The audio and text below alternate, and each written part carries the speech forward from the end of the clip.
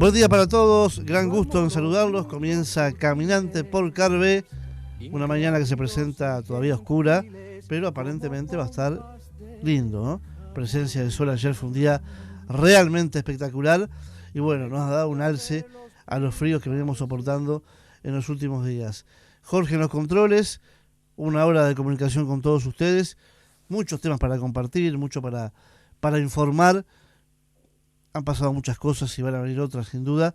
Y es un placer al comienzo, como siempre, estar recibiendo a Ariel Ferrari. ¿Cómo estás, Ariel? Buenas mañanas.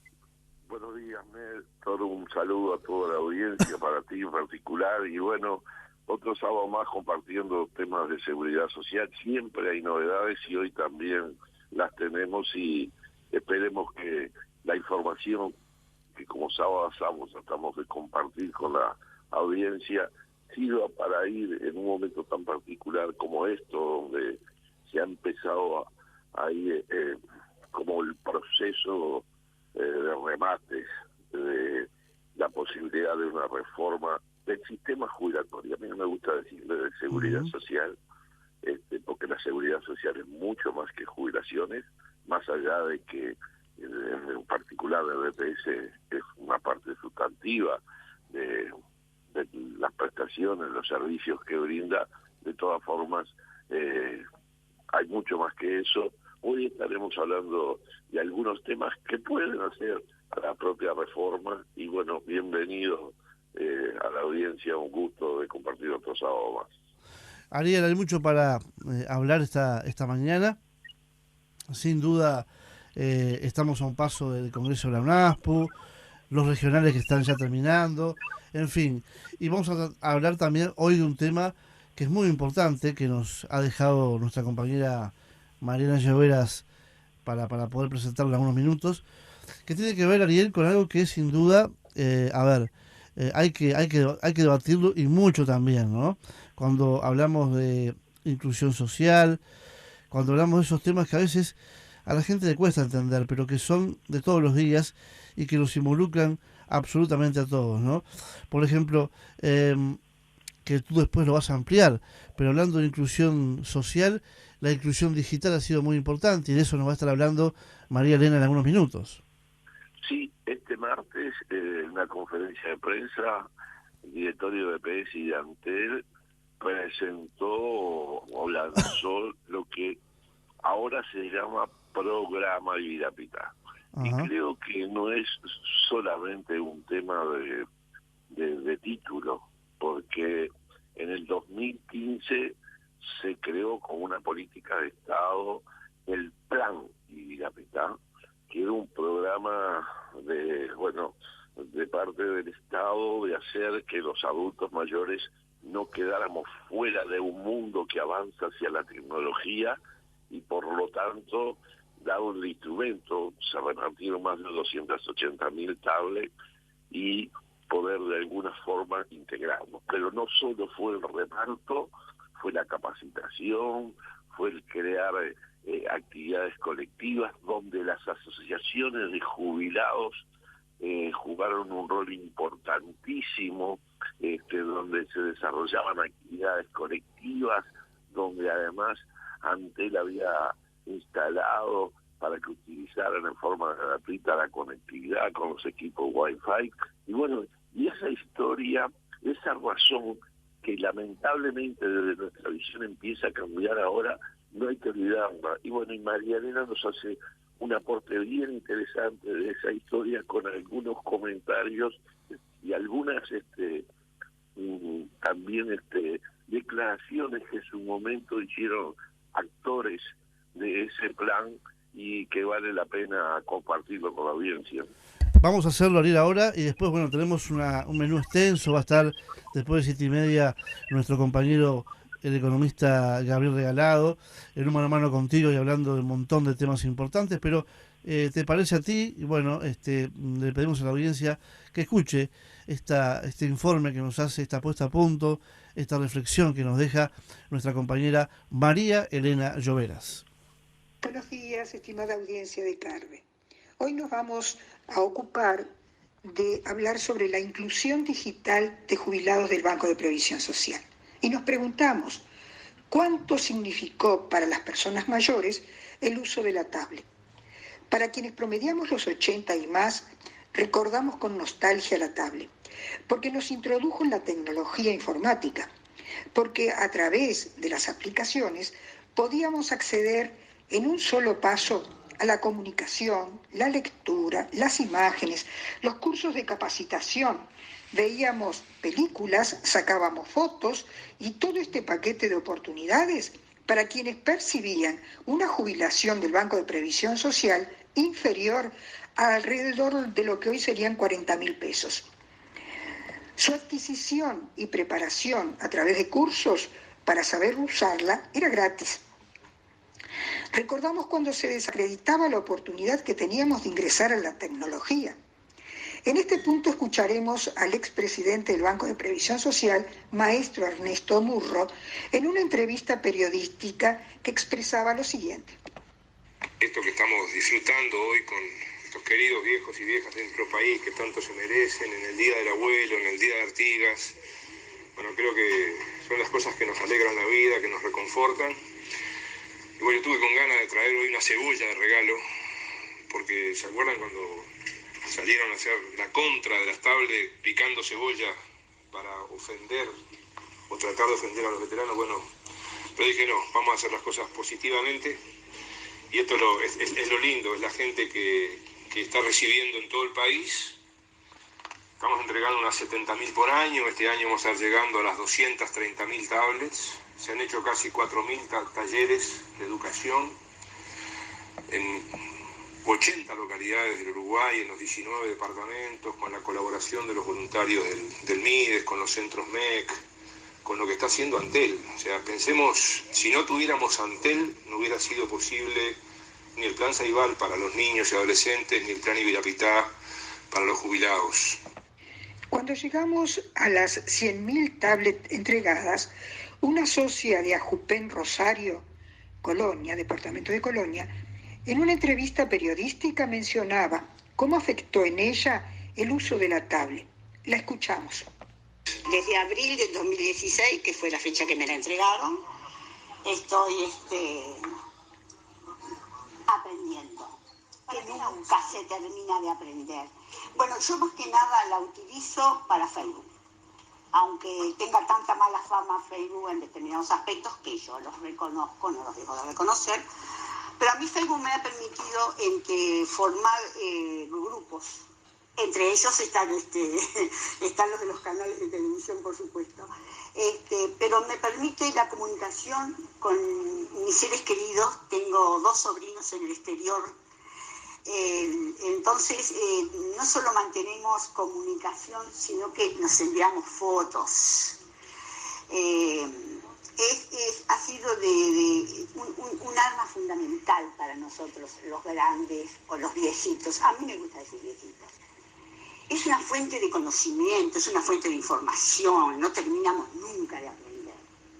Yo con 70 años me doy cuenta que me falta tanto por seguir aprendiendo. Es muy sencillo. Además nosotros tenemos el gran beneficio este año, de tener una profesora fija todos los miércoles, en el caso nuestro, de nuestra ciudad. ¿De qué ciudad es? Yo soy de Rosario, departamento de Colonia. Otras voces se sumaron y recordamos a la exsecretaria de la Asociación de Jubilados y Pensionistas de Canelones, Lilian Cayano, quien nos expresaba. En relación a la tablet, Lilian, que nosotros también tuvimos una gran presencia de personas que recibieron la tablet en nuestra institución. Sí, realmente, tú sabes que están contentas todas las personas y cómo se aprende, porque el día que se les entregaba la tablet tenía que ser a la persona que realmente le correspondía, porque ya le explicaban. Entonces daban una clase y tú hacías las preguntas que fuera necesario, que ellos te respondían hasta que veían que te dabas cuenta. Y después ellos ponían, su fecha una vez en semana, y realmente también, aparte de hacer entrega de tablets, después siempre les daban como tipo clases a las personas, las ayudaban en lo que realmente no habían entendido. Así que, y todos nos decían los contentos que se encontraban, porque o leían libros, entraban, por ejemplo, las señoras a las plantas, muchas señoras aprendieron crochet por la tablet. Entonces realmente, y juegos, a muchos les gustaban los juegos también. Entonces fueron momentos muy, muy interesantes, tanto dentro de las clases, de lo que ellos hacían, a después los comentarios de las personas. Ambos testimonios recogidos nos advierten el gran aporte que la tablet nos hizo durante la pandemia. Nos mantuvo comunicados con familiares, amigos, vecinos. La soledad se pudo sobrellevar, algo mejor, pero tal vez la más importante contribución haya sido aprender y sentirnos más seguros cuando hoy nos están proponiendo otros dispositivos que ya algunos tal vez no puedan acceder.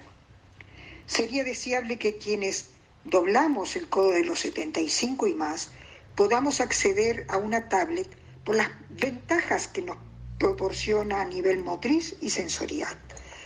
En fin, solo depende de las autoridades.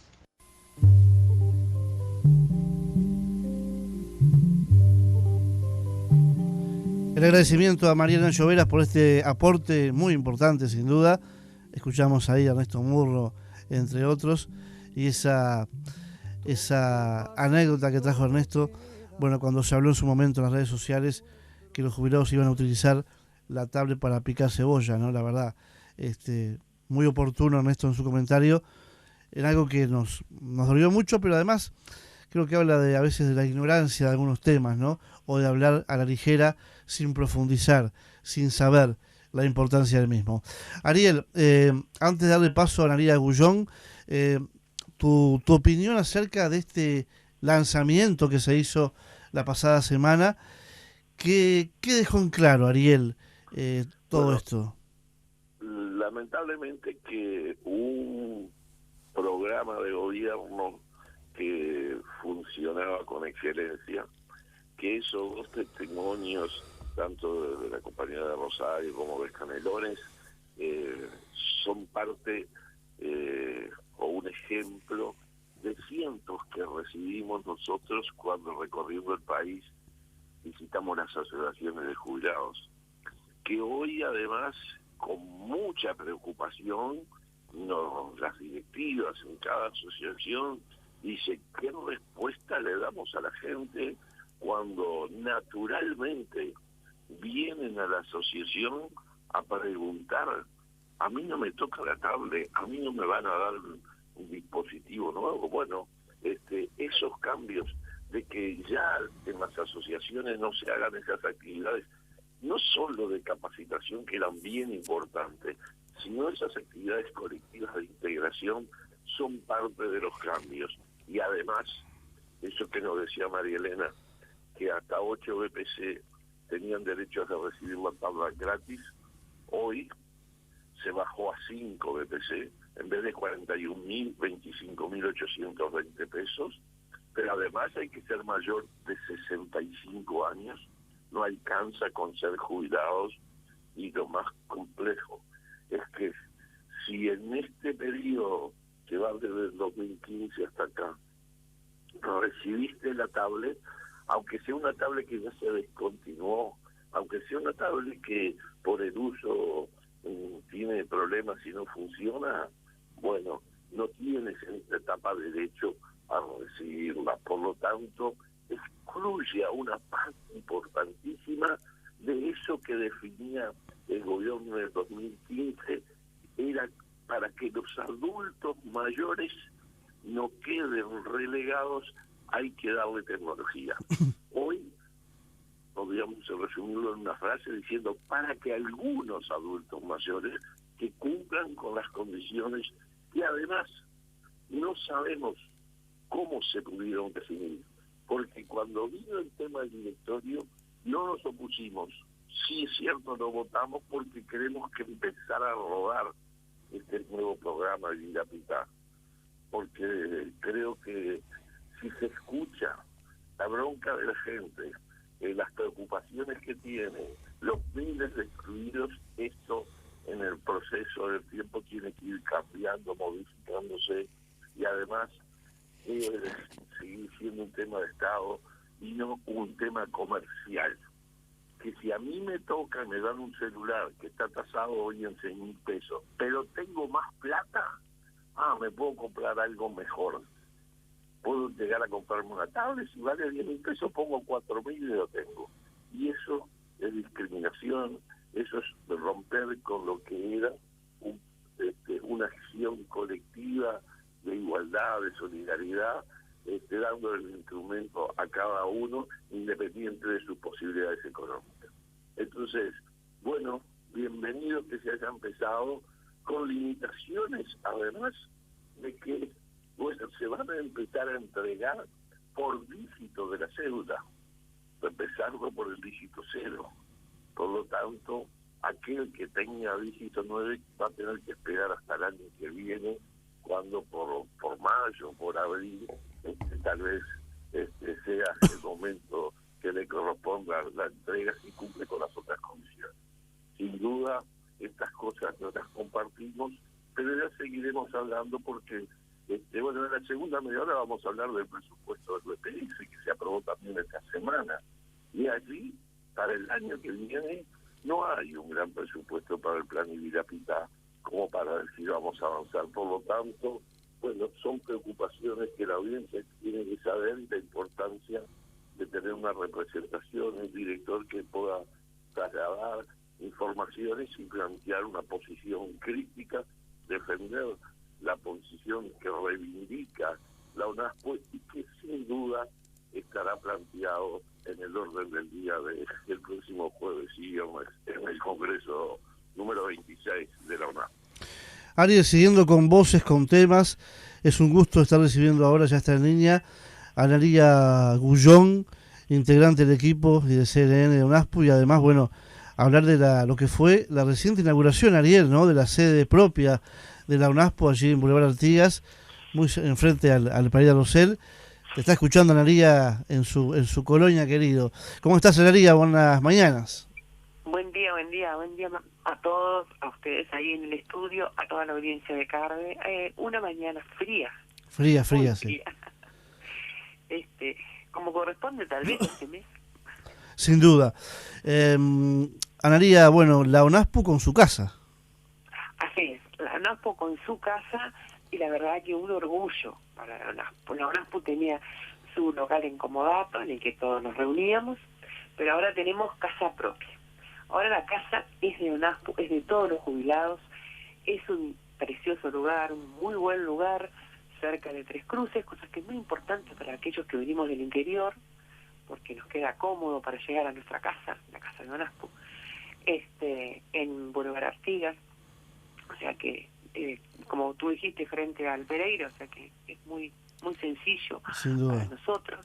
Eso parece que no, pero es todo un valor para la gente del interior.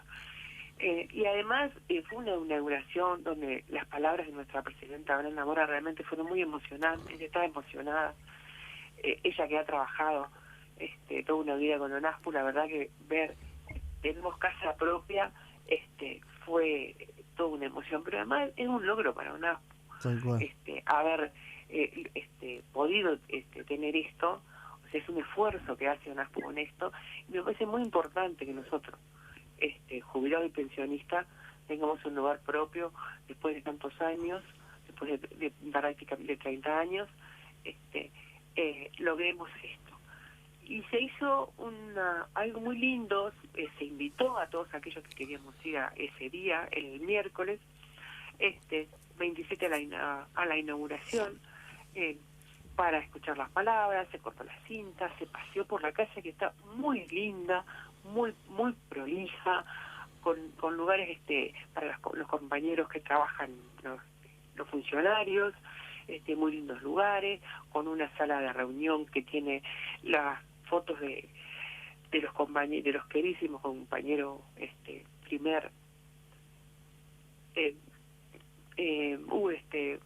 bueno, veo que esta mañana... Don Luis Colotuso.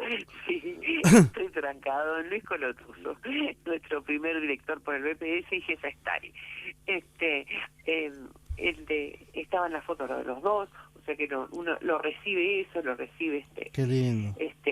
para recordarnos, como yo siempre digo, de dónde venimos y para tener la responsabilidad hacia dónde vamos.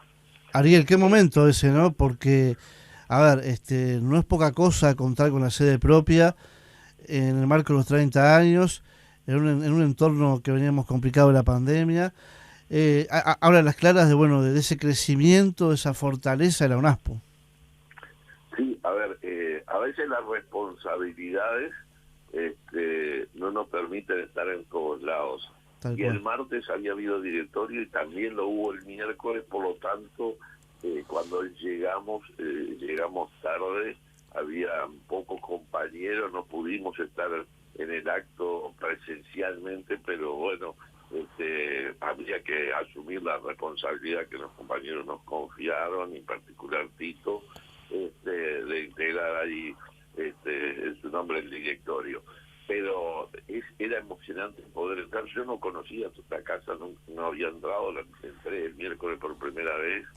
Además de todo eso que nos cuenta Analía, que es una casa funcional para trabajar, para recibir a las distintas asociaciones, los compañeros que vengan, pero también que sea funcional a lo que tiene que ser una organización nacional de jubilados y pensionistas, que tiene toda una parte social, una parte de recreación y demás, pero también una parte gremial de preocupación permanente y de acción por los derechos de los adultos mayores.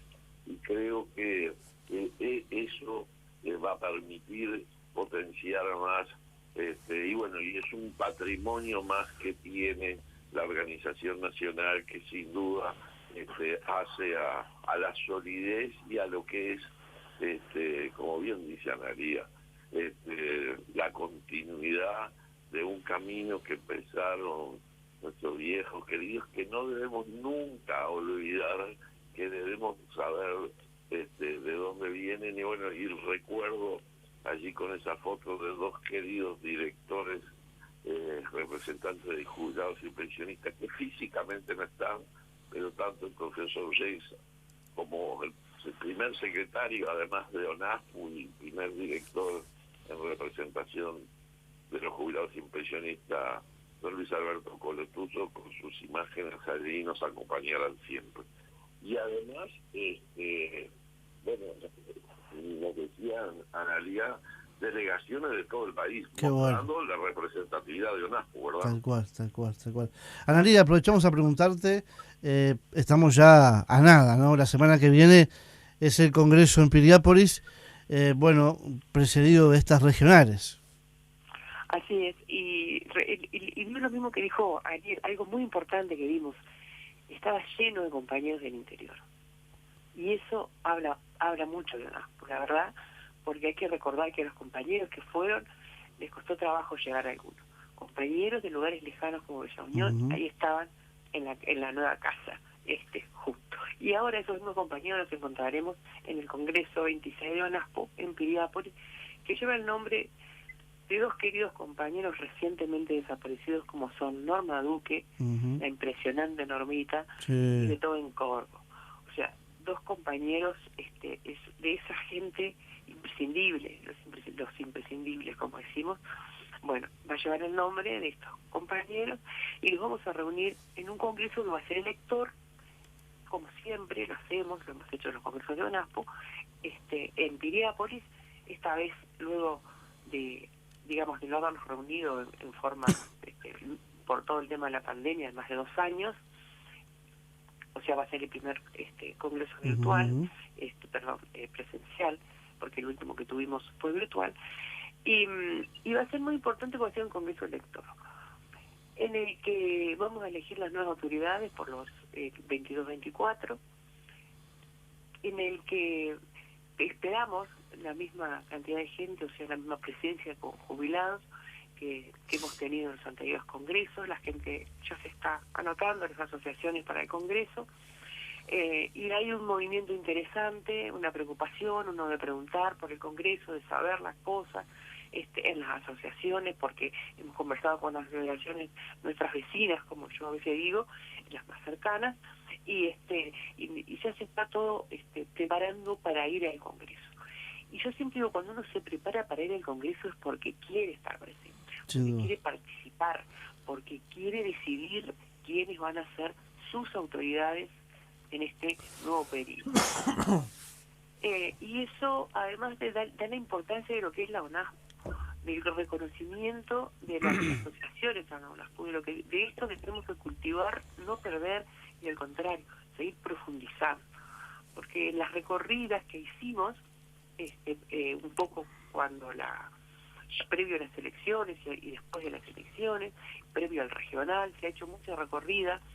Se ha visto que hay directivas nuevas en muchas asociaciones, que recién han empezado, que les falta tal vez un poco de experiencia, pero que hablando con ellas, una de las preocupaciones es aprender, y justamente una de las cosas es que también van a estar en este congreso.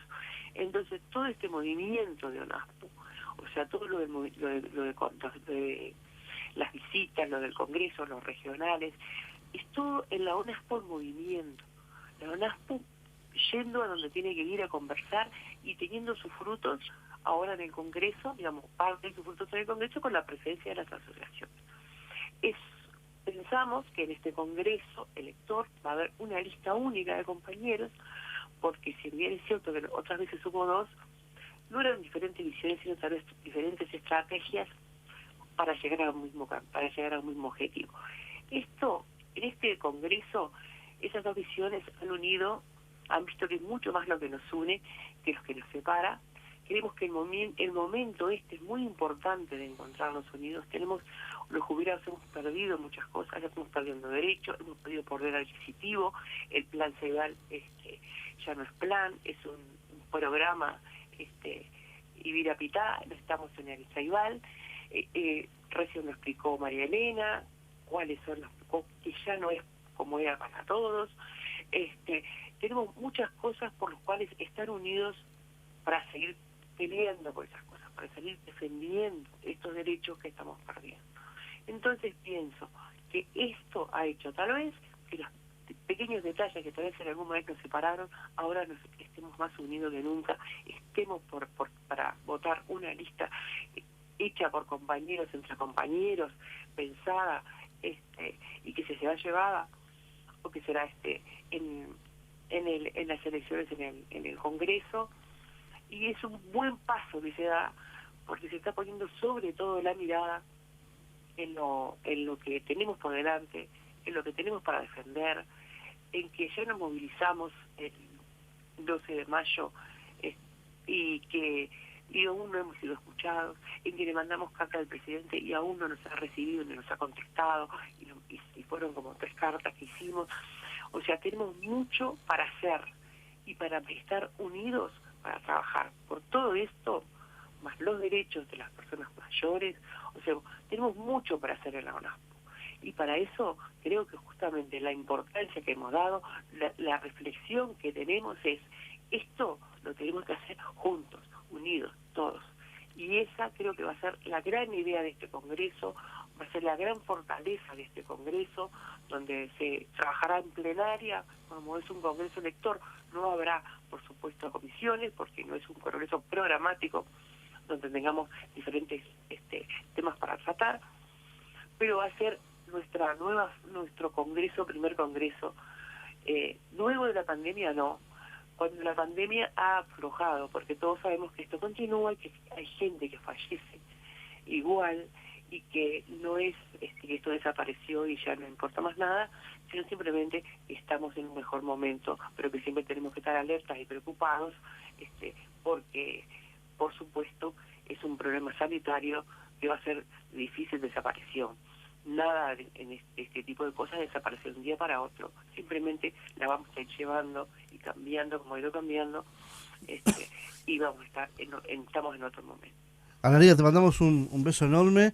Nos estamos reencontrando en cualquier momento y por supuesto que la semana que viene estaremos allí en Piriápolis, ¿sí? Bueno, un abrazo para todos y en Piriápolis esperemos encontrarnos con todos los compañeros, porque allí estaremos también. Y va a ser una enorme alegría, porque siempre es una alegría reencontrarnos, una alegría abrazarse y estar en esta tan importante instancia de UNASPO. Un beso grande. Un saludo a todos, Muchas toda gracias, la audiencia y gracias. Ariel, si yo marco en este momento por WhatsApp, mando un mensaje al 099-215-270, ¿qué resultados tengo? Bueno, esa consulta, esa duda que puedo tener en relación a un tema de seguridad social, algún trámite que me parece que está demorado, no para apurarlo, no solamente para orientarlo, para informarlo, está a disposición de toda la gente. Por lo tanto, si además uno se adhiere, de alguna forma recibirá periódicamente toda la información que la representación de los jubilados y pensionistas se produce tratando de mantener ese contacto como sábado a sábado, pero también por vía y aprovechando, en este caso, el 099-215-270, donde a través de WhatsApp podemos comunicar. Antes de la pausa, Ariel, vamos a estar después con el economista Gabriel Regalado. Anoche te vimos en un programa en Canal 10, en Polémica. Está bueno que los programas periodísticos o programas de este estilo, bueno, le den paso a un tema tan importante como este, ¿no? Se debata, por lo menos. Sí, esperemos que la gente pueda conocer, esperemos además que no solo porque anoche me decían, yo no lo había visto todavía, que el proyecto de ley está colgado en la página de la presidencia. Me parece perfecto que se haya presentado a todo el espectro de los partidos políticos, pero también los actores sociales son parte de ese ámbito que debe crearse de discusión, de diálogo, porque la OIT lo dijo cuando se discutía la reforma de 1995. Si no hay un diálogo y una coincidencia que involucren a la mayoría de los sectores, bueno, no se consolidarían en el tiempo esos cambios que se pretenden hacer. Por lo tanto, empieza ahora una nueva etapa. Estaremos el sábado que viene, sin duda, hablando de esta importancia que tiene, porque hay que hacer una reforma, pero una reforma teniendo en cuenta toda la seguridad social y no solo las jubilaciones. Y aunque se hable de todos los institutos de seguridad social, se le pone el énfasis solo en los problemas que pueda tener el BPS, cuando hay otros que reciben casi la misma asistencia que el BPS y las prestaciones no son para decenas de miles de personas como la da el BPS, como en el caso de la Caja Militar, que recibe casi la misma asistencia de rentas generales para un colectivo de unas 50.000 personas. Hacemos la pausa, Ariel, y seguimos compartiendo Caminante aquí en Carve. Un gusto. Segunda parte de Caminante por Carve. Ariel, es un gusto estar recibiendo ahora al economista Gabriel Regalado. ¿Cómo estás, Gaby? Buen día. Hola, buen día, Néstor, buen día, Ariel, y para toda la audiencia. Buen día. Bueno, con un tema, ambos lo van a tratar de acá al final, que el tiempo nos va a dar sin duda, pero que es muy importante, que está sobre la mesa hoy en día, que bueno, es debatido y que, a ver, uno piensa de qué manera influye o no en los jubilados, en los pensionistas. Hablamos del presupuesto, Gabriel. Sí, a ver, buen día, Gabriel. Yo quiero destacar la importancia que tiene, primero, el trabajo colectivo y segundo, el aporte que hacen los asesores en ese equipo, y en particular en este tema, Gabriel trabajó mucho porque el presupuesto es algo medio tedioso, que son muchos números, muchas cifras, muchos datos. Es construir cómo va a ser y en qué va a gastar y de dónde vendrán los ingresos para cumplir con la gestión que tiene mandatado el directorio el próximo año. Está claro que somos un ente autónomo, pero que como los demás entes reciben un lineamiento, unas pautas que le llaman de parte de la Oficina de Presupuesto, de Planeamiento y Presupuesto, y que bueno, y que como ente autónomo tiene sus potestades para tenerlas en cuenta o no, pero muy rara vez se ha salido de esos lineamientos, y bueno, y esos a veces, en estos momentos en particular, son de un recorte importante, que en datos, en cifras, a veces nos alarman, a los que no conocemos mucho de economía nos cuesta a veces hasta entender cómo pueden pasar estas cosas, pero bueno, por suerte tenemos al economista Gabriel Regalado, nuestro querido compañero, que bueno, nos va de alguna forma a ayudar a interpretar y la importancia que tiene el tema presupuesto y algunas cosas que pasan en él que son de preocupación, Gabriel, ¿no? Sí, tal cual. Esto, como decía Ariel, lo importante al principio es señalar que efectivamente la Oficina de Planeamiento y Presupuesto lo que hace son pautas para todo el Estado, sí, que son entregadas, y en este caso vale decir que la misma pauta que llegó para BPS es la que se manda, por ejemplo, para UTE, para Antel, para el resto del Estado, y que, como decía Ariel, son pautas que están caracterizadas por el recorte, ¿no? También decía Ariel correctamente que la OPP envía estas pautas, los organismos arman su presupuesto, digamos, y después la última palabra, la aprobación de esa pauta, de ese presupuesto, mejor dicho, la realiza la OPP. Por lo tanto, si bien los organismos tienen cierta autonomía, pero para moverse dentro de los criterios que se plantean, ¿no? Y indudablemente acá el criterio fue, reducir el gasto, reducir el presupuesto de los organismos. Yo acá quiero separar dos grandes grupos, digamos.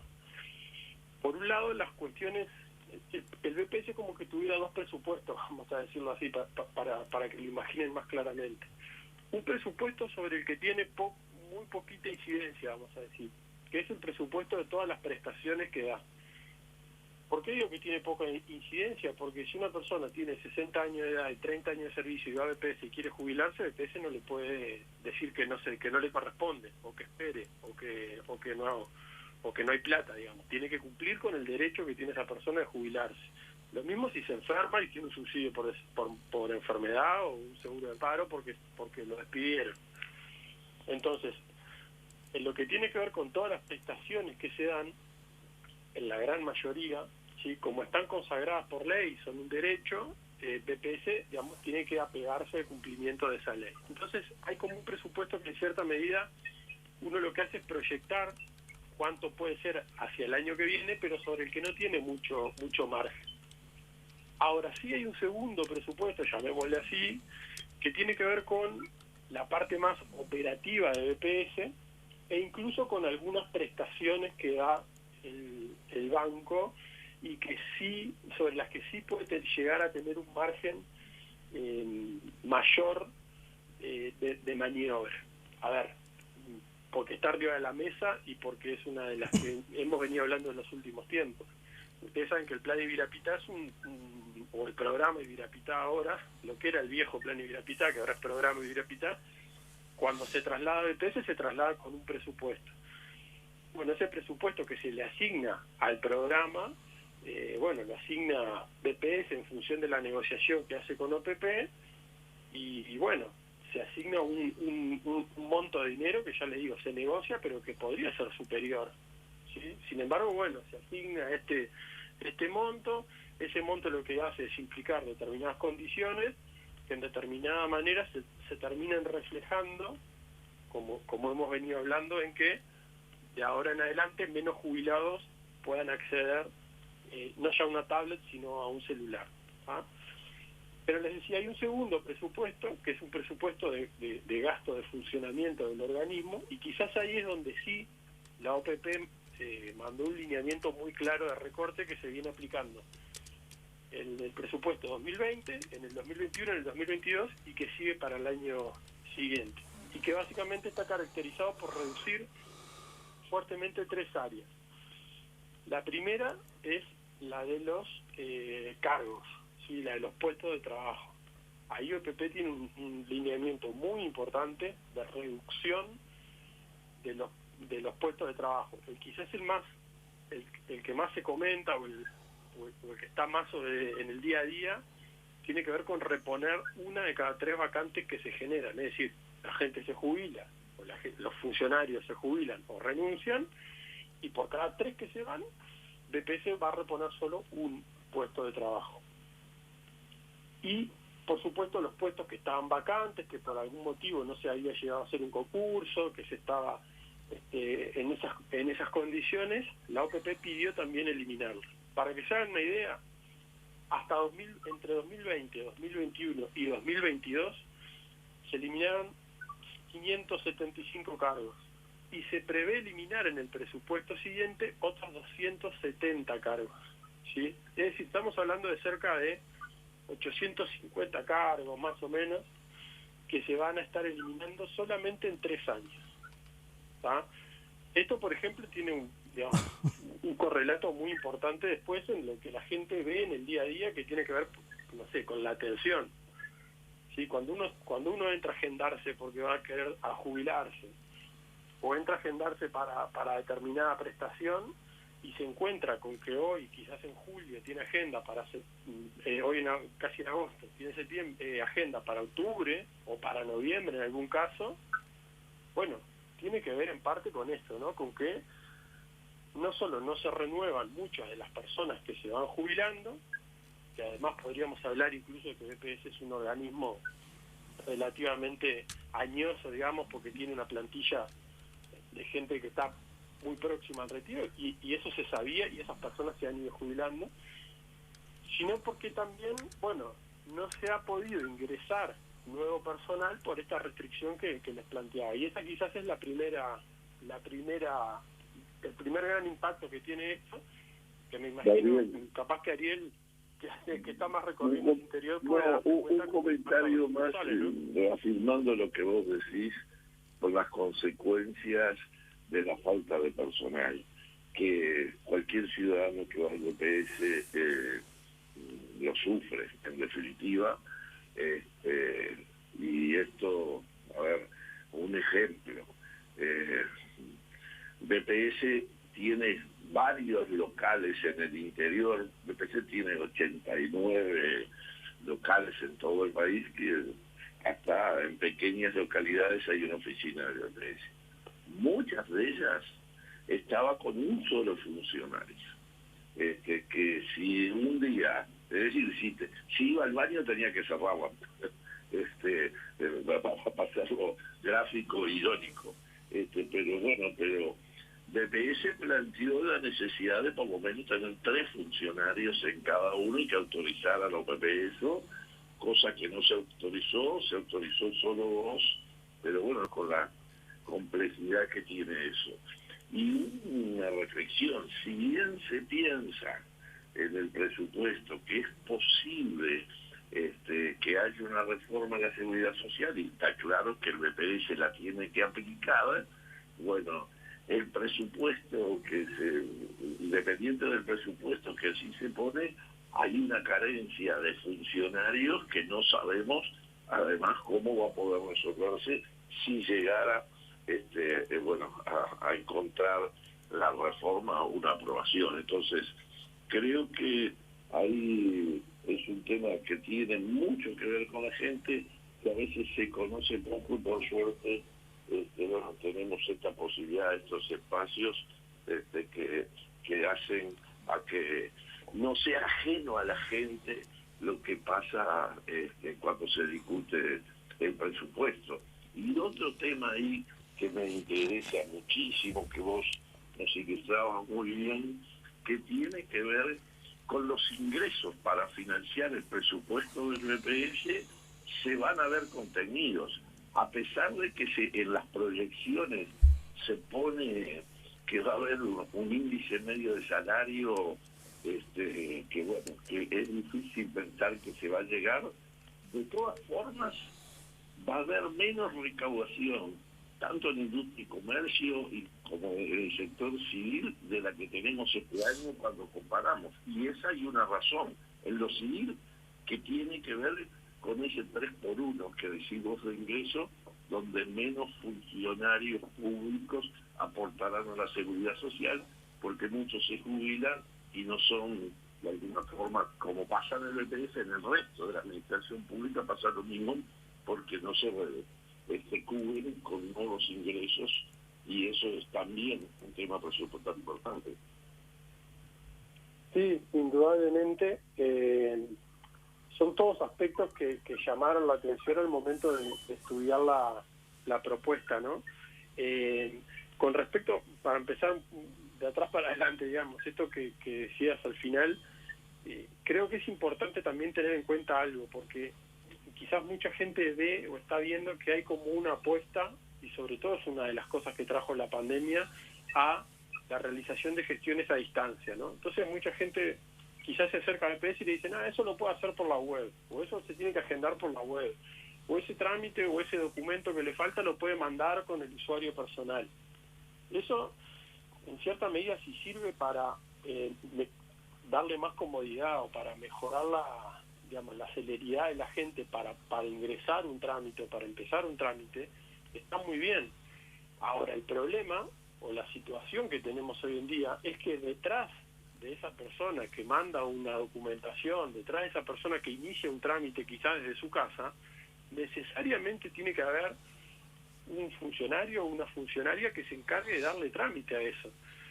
No es que solo por ingresarlo por la web el trámite se hace solo, digamos, o se calcula solo, se liquida solo el beneficio o una jubilación.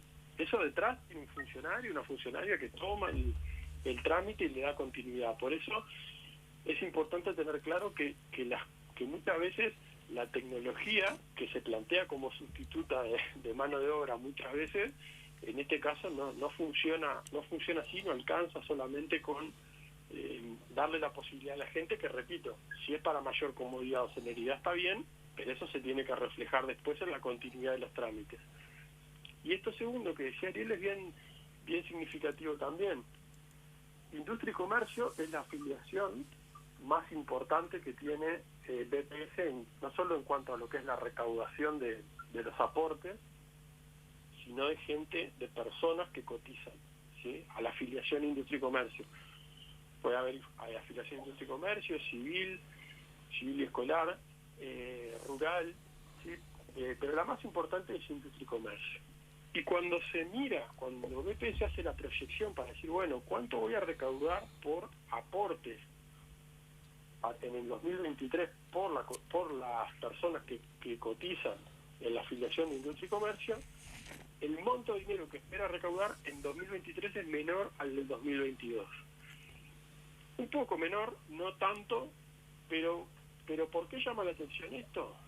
Porque uno ve o está recibiendo permanentemente las noticias de que están mejorando los niveles de desempleo, de que están creciendo los puestos, de que se espera que crezcan los puestos de trabajo por lo menos. Ahora hay un enlentecimiento, pero la proyección que hace el gobierno y que difunde es que espera crear una cantidad importante de puestos de trabajo, que hay una recuperación, se habla mucho permanentemente de que estamos mejor o superando los niveles previos a la pandemia.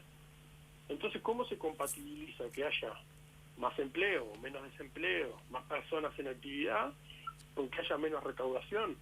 Bueno, ahí pueden haber dos cosas. La primera es que muchas veces el empleo se mide en función de si la persona trabaja o no trabaja, si la persona está ocupada o no está ocupada, y eso en las mediciones, por ejemplo, del INE, es independiente de la formalidad. Si uno, en la encuesta que se hace todos los meses de empleo, dice que trabajó, por ejemplo, estuvo haciendo una changa como albañil, o trabajó en un puesto de venta en una feria, lo que sea, pero no aportó a la seguridad social, esa persona está empleada, pero no está cotizando a la seguridad social. Por lo tanto, ahí tenemos un problema no solo desde el punto de vista de la recaudación de BPS, sino de tener una persona sin los beneficios de la seguridad social. Y lo segundo que puede estar diciendo eso es que ese empleo que se está creando, esos nuevos puestos de trabajo de los que se hablan, sean de menor calidad, ¿sí? O sean más precarios, ya sean en las condiciones de trabajo o en los salarios que se pagan, ¿sí? Entonces, bueno, siempre hay que mirar un poco con cuidado los números y ver cómo esos números después se conectan con la realidad, porque pueden aparecer estos pequeños cortocircuitos que tienen mucho impacto en la gente, ¿no?